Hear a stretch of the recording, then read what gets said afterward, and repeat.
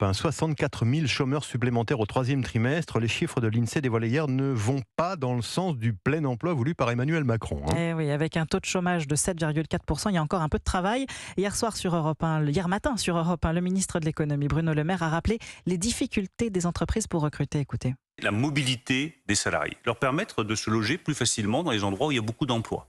Ça demande une politique sur le logement très offensive. Nous y réfléchissons évidemment avec Christophe Béchu. Politique offensive qu'Elisabeth Borne lance dès aujourd'hui. La Première ministre va dévoiler des mesures pour accélérer la construction de logements à Dunkerque en vue de l'implantation d'une gigantesque usine de batteries électriques. Sans logement, pas d'emploi possible, Margot Faudéré.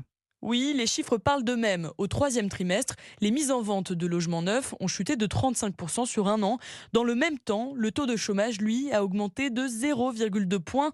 Alors attention, toutes les problématiques liées à l'emploi ne s'expliquent pas que par la crise du logement, mais les deux sont liés, souligne Bastien Brunis, le porte-parole du MEDEF. On a jusqu'à 6 employeurs sur 10 qui expliquent que le logement est l'un des freins à l'employabilité. Donc ça, c'est une réalité. Et ces difficultés sont encore plus fortes dans les secteurs où les salariés cumulent une double contrainte, poste qui ne permet pas le télétravail et rémunération modeste. Se loger près de son employeur peut alors devenir particulièrement compliqué, explique Emmanuelle Cos, la présidente de l'Union sociale pour l'habitat. Dans un hôpital, vous n'allez pas travailler à distance. Sans une capacité à offrir un logement abordable, ces emplois ne sont pas pourvus. Et pour accueillir les travailleurs à proximité de futurs sites industriels, Action Logement, le premier bailleur social de France, a lancé la production de logements, notamment à côté de Grenoble et de Dunkerque. Margot Faudéré.